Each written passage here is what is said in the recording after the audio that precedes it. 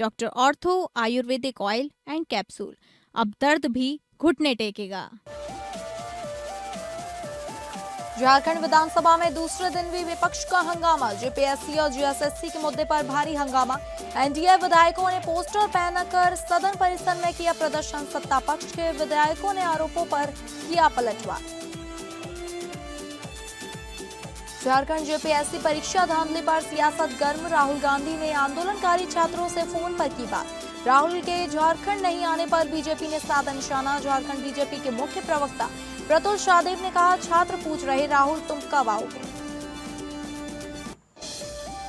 BBG Ramji को लेकर Chhattisgarh CM Vishnudeo Sai ने की प्रेस कॉन्फ्रेंस। सीएम साय ने कहा, योजना से होगा ग्रामीण क्षेत्रों का विकास।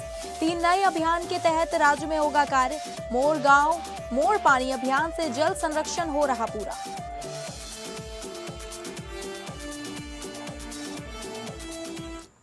नमस्कार, आप सभी का बहुत स्वागत है स्टेट लाइव में। मैं हूं आपके साथ अंकिता सिंह। शुरुआत करेंगे स्टेट लाइव की झारखंड की खबरों का रुख करके। झारखंड विधानसभा के मानसून सत्र के दूसरे दिन भी जेपीएससी और जीएसएससी सहित अन्य प्रतियोगी परीक्षाओं में कथित गड़बड़ी के मुद्दे पर विपक्ष ने भारी हंगामे किए।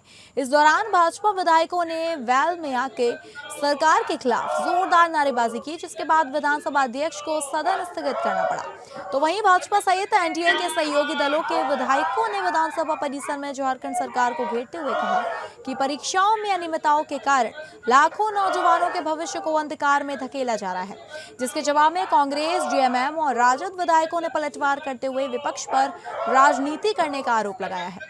इस दौरान मंत्री शिल्पी नेहा तिर्की ने कहा कि विपक्ष केवल इस संवेदनशील मुद्दे पर राजनीतिक रोटियां सेक रहा है। उनकी सरकार युवाओं के प्रति पूरी तरह गंभीर है। मुख्यमंत्री हेमंत सोरेन ने छात्रों से कहा कि बातचीत के लिए दरवाजे खुले रखे हैं। इसी तरह मंत्री इरफान अंसारी, संजय प्रसाद यादव, हाफिजुल हसन अंसारी, चमरा लिंडा से लेकर विधायक राजेश कश्यप ने विपक्ष पर पलटवार करते हुए छात्रों के मुद्दे पर जमकर प्रतिक्रिया व्यक्त की है।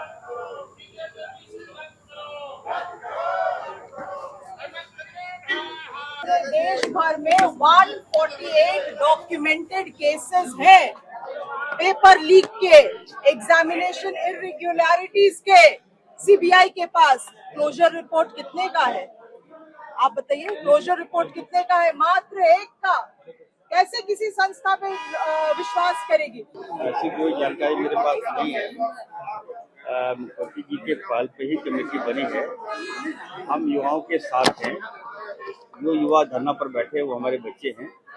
कल आपने देखा होगा हमारे नेता, जनजन के नेता आदरणीय राहुल गांधी जी ने स्पष्ट रूप से युवाओं से बात किया और हमें लगता है कि सारे युवा का मनोबल बढ़ा है राहुल जी की बात करने से। अब मैं जानकारी मिली थी कि कल कुछ बच्चे की तबीयत खराब हो गई है। अभी हमने 3 डॉक्टर को वहाँ भेजा था। देखिए, बीजेपी का हर हमेशा रहा है आरोप लगाना।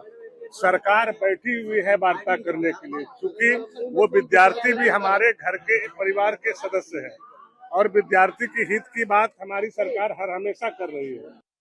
जी हाँ, बीजेपी के मुख्य सचेतक नवीन जायसवाल जो हटिया के विधायक हैं, वो भी लगातार नौकरी के मुद्दे को लेकर, रोजगार के मुद्दे को लेकर और शिक्षा के मुद्दे को लेकर यहाँ पर खासतौर पर सत्ता पक्ष के खिलाफ नारेबाजी कर रहे हैं। लगातार छात्र हित में हम लोग आंदोलन करते रहेंगे।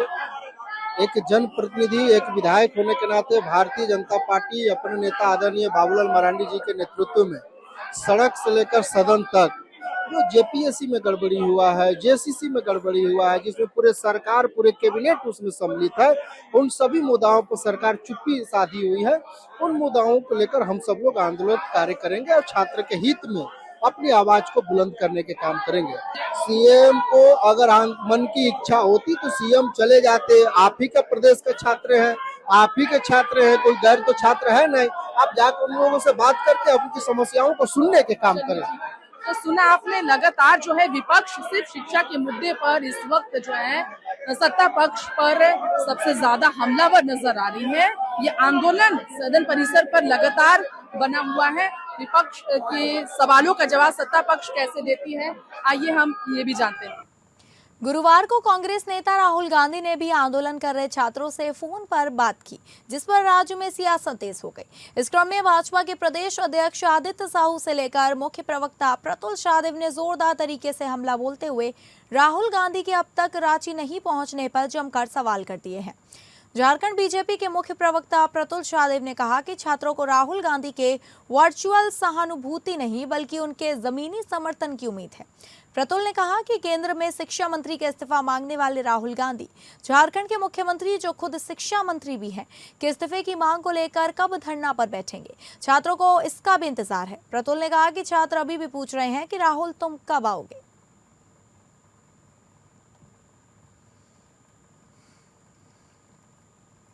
देखिए, जिस प्रकार से भी सुना है कि कांग्रेस के नेता श्री राहुल गांधी जी ने झारखंड के रांची में जो छात्रों के द्वारा विगत 13 दिनों से जो आमरण अनशन किया जा रहा है, उनको मोबाइल के माध्यम से समझाने का काम कर रहे हैं। मुझे लगता है कि शर्म को भी शर्म आनी चाहिए। लेकिन कांग्रेस के नेता राहुल गांधी जी को शर्म नहीं है। पहले उन्हें माननीय मुख्यमंत्री हेमंत सोरेन से बात करनी चाहिए कि जो विगत 13 दिनों से हमारे बच्चे, हमारे छात्र। देखिए, 13 दिनों के बाद भी राहुल गांधी जी नजर आए जेपीएससी के आंदोलन में, तो वो भी सिर्फ वर्चुअल माध्यम से। वीडियो संदेश जारी कर दिया साहब, फोन से बात कर लिया। राहुल बाबा, यहाँ झारखंड के छात्र आपका वर्चुअल सपोर्ट नहीं चाहते, वो चाहते कि आप भी यहाँ मुख्यमंत्री आवास के बाहर धरने पर बैठे, जैसे आप प्रधानमंत्री आवास के बाहर बैठे थे। जिला निर्वाचन पदाधिकारी सह उपायुक्त मंजूनाथ भजंत्री की अध्यक्षता में मतदाता सूची का विशेष गहन पुनरीक्षण 2026 के निमित्त मतदाता सूची का प्रारूप प्रकाशन से संबंधित बैठक सभी मान्यता प्राप्त राजनीतिक दलों के प्रतिनिधियों के साथ समाहरणालय ब्लॉक ए सभागार में बैठक आयोजित की गई। इस बैठक में सभी निर्वाचक निबंधक पदाधिकारी, उप निर्वाचन पदाधिकारी विवेक सुमन, प्रशिक्षु IAS आस्था शरण एवं संबंधित पदाधिकारी भी उपस्थित थे। इस दौरान उपायुक्त ने बताया कि भारत निर्वाचन आयोग के आधिकारिक पोर्टल से मतदाता अपना नाम प्रारूप मतदाता सूची में खोज सकते हैं। वैसे वे मतदाता जिनके द्वारा गणना प्रपत्र निर्धारित अवधि के दौरान किसी कारणवश BLO को समर्पित नहीं किए गया, वैसे पात्र नागरिक प्रपत्र 6 माध्यम से अपना नाम मतदाता सूची में दर्ज करा सकते हैं। जिन मतदाताओं के नाम अपने मतदान केंद्र से हटकर अन्य मतदान केंद्र में चला गया या परिवार के सदस्यों का नाम भिन्न भिन्न मतदान केंद्रों में है, तो वे प्रपत्र 8 के माध्यम से अपना मतदान केंद्र बदलकर पूर्व के मतदान केंद्र या एक ही मतदान केंद्र पर करवा सकते हैं। इसी तरह जिला निर्वाचन पदाधिकारी ने मान्यता प्राप्त सभी राजनीतिक दलों के प्रतिनिधि द्वारा मतदाता सूची का प्रारूप प्रकाशन से संबंधित पूछे गए सवालों का जवाब दिया। उन्होंने क्रमवार सभी प्रक्रियाओं को बताया।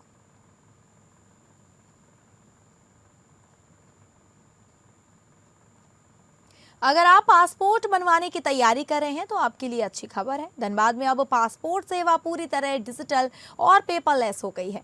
पुलिस वेरिफिकेशन से लेकर दस्तावेजों के सत्यापन तक लगभग पूरी प्रक्रिया अब ऑनलाइन होगी, जिससे पासपोर्ट बनने में लगने वाला समय कम होगा और लोगों को पहले से ज्यादा पारदर्शी और तेज सेवा मिलेगी। इस नई व्यवस्था के तहत पासपोर्ट सेवा केंद्र में दस्तावेजों की जांच पूरी होने के बाद अधिकारी डिजिटल हस्ताक्षर करेंगे।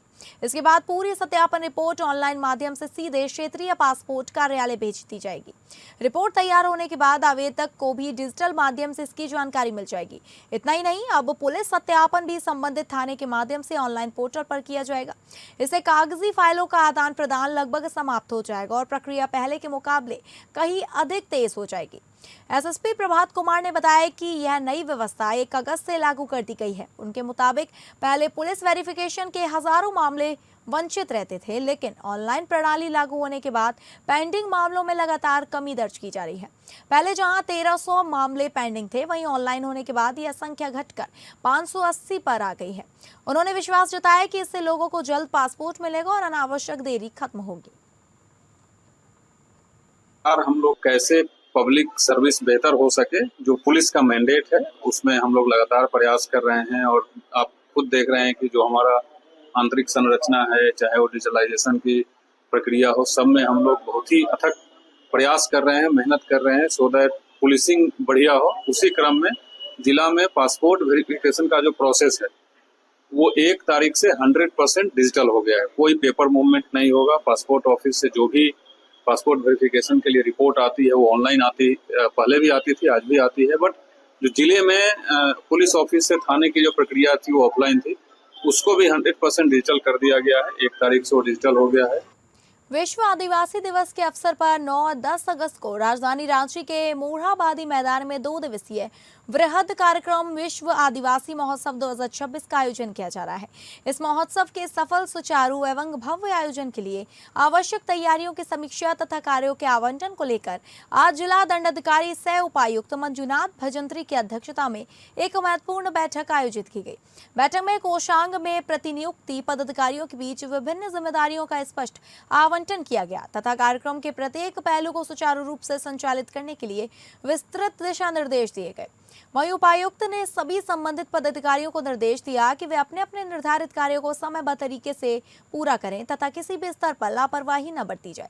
वहीं बैठक में उपस्थित अधिकारियों से मंजुनाथ भजंत्री ने कहा कि विश्व आदिवासी महोत्सव न केवल सांस्कृतिक धरोहर का उत्सव है, बल्कि आदिवासी समुदाय की परंपराओं, कला, संगीत, नृत्य एवं जीवन शैली को व्यापक मंच प्रदान करने का महत्वपूर्ण अवसर भी है। इसके अलावा बैठक में कार्यक्रम स्थल मोरहाबादी मैदान की व्यवस्था, सुरक्षा, भीड़ प्रबंधन, यातायात नियंत्रण, चिकित्सा सुविधा, स्वच्छता, स्टॉल व्यवस्था, सांस्कृतिक कार्यक्रमों का संचालन तथा अन्य लॉजिस्टिक संबंधी मुद्दे पर विस्तार से चर्चा हुई। उपायुक्त ने स्पष्ट किया कि किसी भी संभावित चुनौती का पूर्व अनुमान लगाकर समाधान सुनिश्चित किया जाएगा। खबरों में आगे बढ़ेंगे और बात करेंगे छत्तीसगढ़ की। छत्तीसगढ़ में वीपी जी राम जी के जरिए गांव की तस्वीर बदलने का दावा सरकार कर रही है। मुख्यमंत्री विष्णुदेव साय ने प्रेस कॉन्फ्रेंसिंग में कहा कि किसानों और ग्रामीणों को आत्मनिर्भर बनाने के लिए रिकॉर्ड स्तर पर काम हो रहा है। सिर्फ 1 महीने में 1264 करोड़ रुपए के ग्रामीण रोजगार कार्यों को मंजूरी दी गई है, जबकि जल संरक्षण और बुनियादी सुविधाओं पर भी सरकार तेजी से काम कर रही है। मुख्यमंत्री ने बताया कि मेरी बेटी मेरा अभिमान अभियान के तहत 71 स्कूलों में छात्राओं के लिए नए शौचालय बनाए जाएंगे। वहीं मोर गांव मोर पानी अभियान से 50,000 से ज्यादा जल संरक्षण कार्य पूरे हो चुके हैं और 50,000 से अधिक कार्य प्रगति पर हैं। इसके अलावा 1027 सूखे हैंडपंपों को वाटर रिचार्ज सिस्टम से जोड़ा जाएगा ताकि भूजल स्तर बढ़े और ग्रामीण इलाकों में पेयजल की समस्या कम हो सके। मंत्री हेल्पलाइन शुरू किए हैं, 1076 नंबर है और उसमें कोई भी शिकायत होगी तो कर सकते हैं।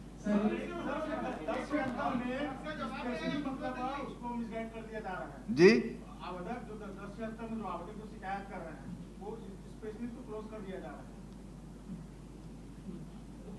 चलिए, ऐसी शिकायत तो नहीं है। आज ही हमने इसकी समीक्षा की है।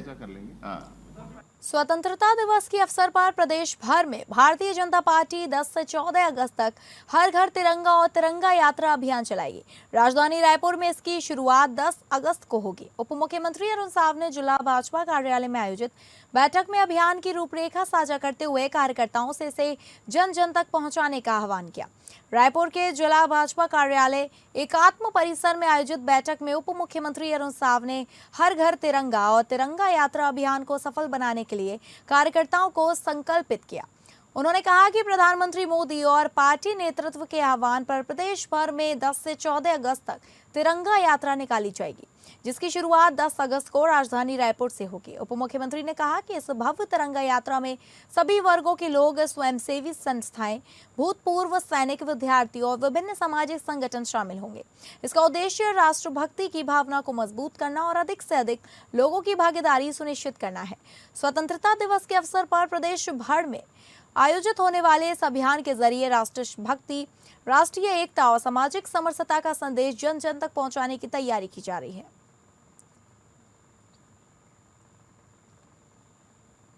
छत्तीसगढ़ शासन की महिला एवं बाल विकास तथा समाज कल्याण मंत्री श्रीमती लक्ष्मी राजवाड़े ने बाल देखरेख संस्थाओं में निवासरत अनाथ एवं निराश्रित बच्चों के पुनर्वास, कौशल विकास और आत्मनिर्भर भविष्य की दिशा में एक महत्वपूर्ण राज्य स्तरीय पहल की। इसी क्रम में उन्होंने अपने निवास कार्यालय में एक्सिस बैंक के भारत प्रमुख श्री विजय तथा कैटलिस्ट फॉर सोशल एसोसिएशन की भारत प्रमुख सुश्री स्मिता राधे से मुलाकात कर बच्चों को व्यावसायिक प्रशिक्षण, तकनीकी सहायता और रोजगारोन्मुख अवसरों से जोड़ने के विषय पर विस्तृत चर्चा की।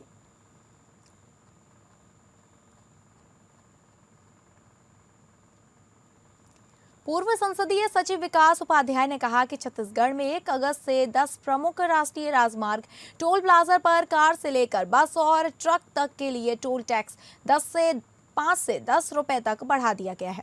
उपाध्याय ने बताया कि छत्तीसगढ़ सहित पूरे भारत देश की जनता आज महंगाई से त्रस्त हो चुकी है और फिर भी डबल इंजन सरकार महंगाई कम करने के बजाय वृद्धि कर जनता की जेब काटने का काम कर रही है। छत्तीसगढ़ में त्योहारी सीजन प्रारंभ हो चुके हैं, ऐसे में भाजपा सरकार महंगाई को मार में दोहरा मार जनता को भेंट कर रही है। पेट्रोल डीजल रसोई गैस के बाद बिजली का बिल और अब राष्ट्रीय राजमार्ग के टोल प्लाजा के भी प्रत्येक गाड़ी के दरों को बढ़ाने का काम भारतीय जनता पार्टी की सरकार में हो रहा है। एक तरफ तो अवैध टोल पूरे देश में चल रहे हैं, दूसरी तरफ भारतीय जनता पार्टी के संरक्षण में टोल के माध्यम से गुंडागर्दी की जा रही है और टोल के पैसे को बढ़ाकर आम आदमी के जेब में डाका डालने का काम भारतीय जनता पार्टी की सरकार में हो रहा है। हर चीज महंगी, हर चीज आदमी के जेब से ज्यादा आगे बढ़कर भारतीय जनता पार्टी की सरकार बेच रही है। अब जिस प्रकार से जिन टोलों को बंद होना था, अब उसमें भी अवैध वसूली के रूप टाइप के उसका पैसा भी बढ़ा दिया गया है और सरकार लोगों से हर गाड़ी वाले से ज्यादा पैसा, अतिरिक्त पैसा लेने का काम कर रही है। जांजगीर चांपा पुलिस ने जिले में सुरक्षा व्यवस्था को और मजबूत करने के लिए बड़ा सत्यापन अभियान चलाया। थाना कोतवाली पुलिस ने दूसरे राज्यों से आए मजदूर और संदिग्ध व्यक्तियों की सघन जांच करते हुए करीब 150 लोगों का सत्यापन किया। पुलिस ने पहचान संबंधी दस्तावेजों की जांच के साथ फिंगरप्रिंट भी लिए हैं। पुलिस अधीक्षक के निर्देश पर यह विशेष अभियान चलाया गया। अलग अलग पुलिस टीमों के 50 जवानों ने ग्राम बनारी, पुटपुरा, तिलई और धनवा सहित इंडस्ट्रियल एरिया व रेलवे स्टेशन के आसपास सघन चेकिंग की।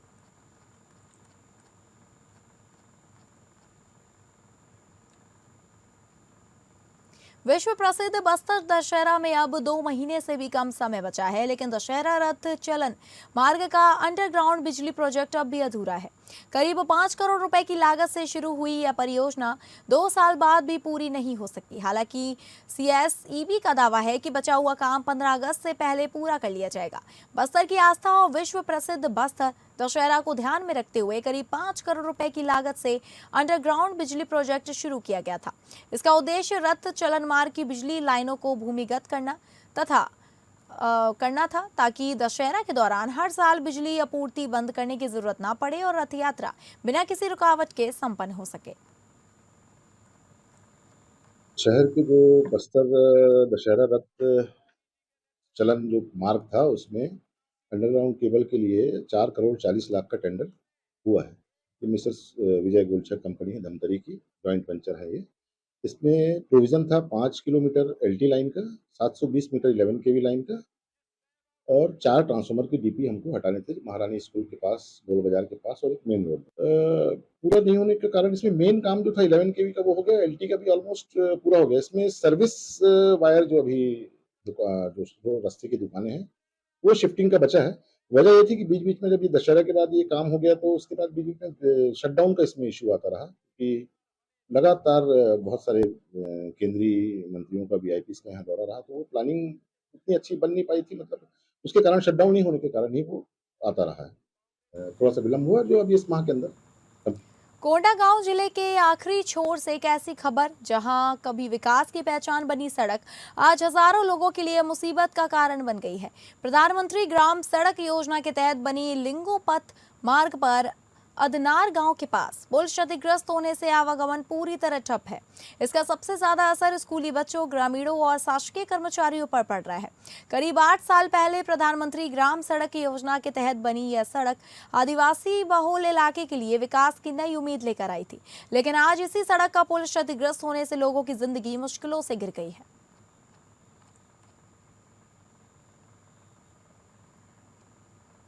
बस्तर में लगातार हो रही बारिश ने प्रकृति के सौंदर्य में 4 चांद लगा दिए हैं। कांगेर घाटी राष्ट्रीय उद्यान स्थित प्रसिद्ध तीर्थगढ़ जलप्रपात इन दिनों पर्यटकों की पहली पसंद बना हुआ है।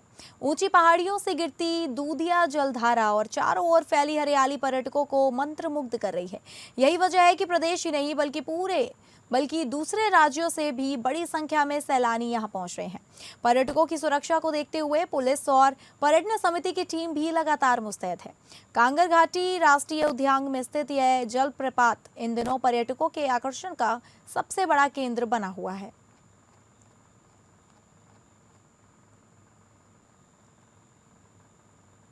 अब रुक करेंगे महाराष्ट्र की खबरों का, जहां सोशल मीडिया पर प्रसिद्ध पाने के लिए रील बनाना पनवेल एसटी डिपो के 3 कर्मचारियों को काफी महंगा पड़ गया। पनवेल डिपो की महिला कंडक्टर ट्रैफिक कंट्रोलर को निलंबित कर दिया गया है। मिली जानकारी के अनुसार महिला कंडक्टर ने एसटी की वर्दी में पनवेल डिपो के कंट्रोल रूम में रील बनाई थी। इस वीडियो में ट्रैफिक कंट्रोलर भी शामिल थे। वीडियो में गुलाब का फूल देने का दृश्य दिखाया गया। यह वीडियो सोशल मीडिया पर तेजी से वायरल हुआ। इसे 7.5 लाख से अधिक व्यूज मिले। वीडियो की सत्यता की जांच के बाद मुंबई विभाग की ओर से संबंधित तीनों कर्मचारियों को कारण बताओ नोटिस जारी किया गया। इसके बाद विभागीय अनुशासनात्मक कार्रवाई करते हुए तीनों कर्मचारियों को निलंबित कर दिया गया।